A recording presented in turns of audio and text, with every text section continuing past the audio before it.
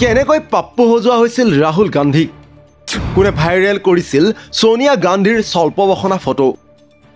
কেনেকৈ টাৰ্গেট কৰা হৈছিল মনমোহন সিঙৰ মৌনতাক ফাদিল হল অপপ্ৰচাৰ চলোৱা চক্ৰৰ পৰিচয় অপপ্ৰচাৰ বিয়পাবলৈ দুষ্ট চক্ৰৰ সৈতে চুক্তিবদ্ধ বিজেপি নেতা 2014 চনত উৰাবাতৰি বিয়পোৱাৰ নামতে বিজেপিয়ে খৰচ কৰিলে 16 কোটি টকা ऐसी मशीन लगाऊंगा इस साइड से आलू घुसेगा उस साइड से सोना निकलेगा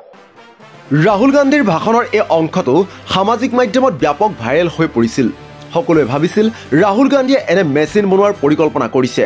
কিন্তু এয়া হসা নাছিল প্ৰধানমন্ত্ৰী নৰেন্দ্ৰ মোদীৰ উদ্ধৃতিৰে তেওঁ এই মন্তব্য কৰিছিল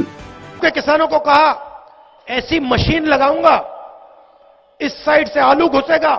उस साइड से सोना निकलेगा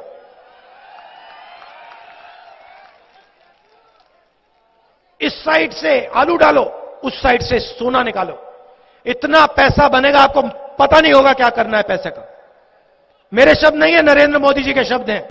কিন্তু ৰাহুল গান্ধীৰ এই মন্তব্য আধৰুৱাকৈ কোনে প্ৰচাৰ কৰিছিল ইয়াৰ আৰত আছে এটা ডাঙৰ নেক্সাছ এই নেক্সাছৰ সৈতে জড়িত বিজেপি নেতা হেকটিয়াকৈ দৈনিক ভাস্কৰৰ এটা ষ্টিং অপাৰেশ্যনত ওলাই পৰিছে এই ভয়ানক ষড়যন্ত্ৰ দৈনিক ভাস্কৰৰ সাংবাদিকে ৰাজনৈতিক দলৰ প্ৰতিনিধি হৈ এনে এটা গ্ৰুপৰ সৈতে কথা পাতিছিল তেওঁলোকে কথা পাতিছিল ফেক নিউজ বনোৱা আৰু এইবোৰ সামাজিক মাধ্যমত ভাইৰেল কৰা গোটৰ সৈতে পুনতে নয়ডাৰ সেক্টৰ 27ত থকা এভাৰমোৰ টেক নামৰ কোম্পানীটোৰ নীতিশ শৰ্মা নামৰ এগৰাকী ব্যক্তিৰ সৈতে হোৱা কথা বতৰাত ওলাই পৰিছিল যে তেওঁলোকে ফেক নিউজ নহয় কিন্তু ফেক ভিডিঅ' বনাই ছ'চিয়েল মিডিয়াত ভাইৰেল কৰিব পাৰে কিন্তু কেনেকৈ প্ৰস্তুত কৰা হয় ফেক ভিডিঅ' নীতিশ নামৰ ব্যক্তিগৰাকীয়ে জনোৱা অনুসৰি ফেক ভিডিঅ' ভুৱা ফটো বা ভুৱা অডিঅ' প্ৰস্তুত কৰিব পৰা সকলো ছফ্টৱেৰ উপলব্ধ আছে তেওঁলোকে প্ৰস্তুত কৰা ভুৱা ফটো ভিডিঅ' বা অডিঅ'ৰ আচল নে নকল সেয়া চিনাক্ত কৰাটো অতি কঠিন এই কামৰ বাবে তেওঁলোকৰ সৈতে বহিৰাষ্ট্ৰৰ মানুহো জড়িত আছে তেওঁলোকে এইবোৰ ভাইৰেল কৰাৰ কাম কৰে অষ্ট্ৰেলিয়া কানাডাত বহি এই কামবোৰ কৰে এভাৰমোৰৰ হৈ কাম কৰা ব্যক্তিয়ে পৰৱৰ্তী সময়ত এই সংক্ৰান্তত কথা বতৰা হয় উত্তৰ প্ৰদেশৰ গাজিয়াবাদত থকা নমো গংগে ট্ৰাষ্টৰ বিজয় শৰ্মাৰ সৈতে যেহেতু নমো গংগে ট্ৰাষ্ট এটা চৰকাৰী পঞ্জীয়নভুক্ত এটা বেচৰকাৰী সংস্থা সেয়ে তেওঁলোকে ব্যৱসায়িক কাম-কাজবোৰ এভাৰমোৰৰ দ্বাৰা কৰে বিজয় শৰ্মাই লগতে কয় যে 2014 চনত বিজেপিৰ নিৰ্বাচনী কেম্পেইন চোৱাচিতা কৰিছিল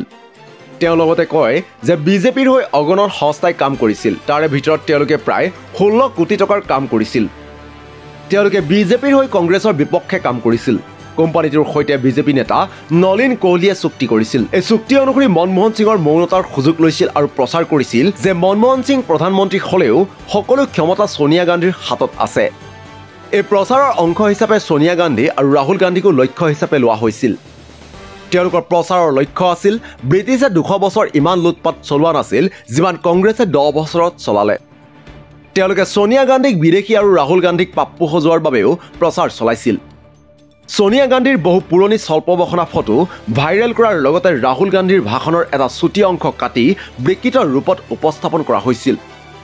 বিজয় শৰ্মা নামৰ ব্যক্তিগৰাকীয়ে জনোৱা অনুসৰি তেওঁলোকৰ এটা ৰিচাৰ্চ টিমো আছে এই টিমে গোটেই ভাষণটো শুনি তাৰ কোনটো অংশ বিকৃত কৰি ভাইৰেল কৰিব পাৰি সেই কাম কৰে ৰাহুল গান্ধীৰ আলুৰ পৰা খুন বনোৱা ভিডিঅ' তেওঁলোকেই ভাইৰেল কৰিছিল বুলি জানিবলৈ দিয়ে তেওঁলোকক এই কামৰ বাবে 6 মাহত 2 কোটি টকা দিব লাগিব বুলি জনায় 2 কোটি টকীয়া এই পেকেজৰ ভিতৰত প্ৰতিমাহে দুটা ফেক ভিডিঅ' ভাইৰেল কৰিব বুলি উল্লেখ কৰে দৈনিক ভাস্কৰৰ অনুসন্ধানকাৰী টিমৰ সৈতে গুগল মিটত কথা পাতি মনোজ পাল আৰু অতুল নামৰ ব্যক্তি দুগৰাকীয়ে উল্লেখ কৰে যে ভুৱা ভিডিঅ'বোৰ ভাৰতৰ পৰা আপলোড কৰা নহয় এইবোৰ নাইজেৰিয়াৰ দৰে বিদেশত থকা ফ্ৰিলান্সাৰৰ দ্বাৰা আপলোড কৰা হয় সংবিধান শেষ কৰি দিম বুলি শেহতীয়া লোকসভা নিৰ্বাচনৰ সময়ত ভাইৰেল হৈ পৰা অমিত শাহৰ ভিডিঅ'টো আছিল এটা ভুৱা ভিডিঅ' তেওঁলোকে লগতে কয় যে নিৰ্বাচনৰ দৰে সময়ত তেওঁলোকে এনেদৰে কাম কৰে যাতে ভুক্তভোগীয়ে ইয়াৰ ওপৰত প্ৰতিক্ৰিয়া প্ৰকাশ কৰিবলৈ সময় নাপায় বা খুব কম সময় পায় এই সময়ৰ ভিতৰত ভাইৰেল ভিডিঅ'য়ে ভুক্তভোগীৰ প্ৰতি এটা বেয়া ধাৰণা মানুহৰ মনত বিয়পাই দিয়ে অমিত শাহৰ ভিডিঅ' ভাইৰেল হৈ পৰাৰ সময়ত ভোটগ্ৰহণলৈ এসপ্তাহতকৈ কম সময়হে আছিল এনেকৈয়ে দেশৰ ৰাজনীতিত এতিয়া ত্ৰাসৰ কাৰণ হৈ পৰিছে ভুৱা ভিডিঅ' অডিঅ' তথা ফটো নিউজ ডেস্ক ৰিপৰ্ট দি ক্ৰছ কাৰেণ্ট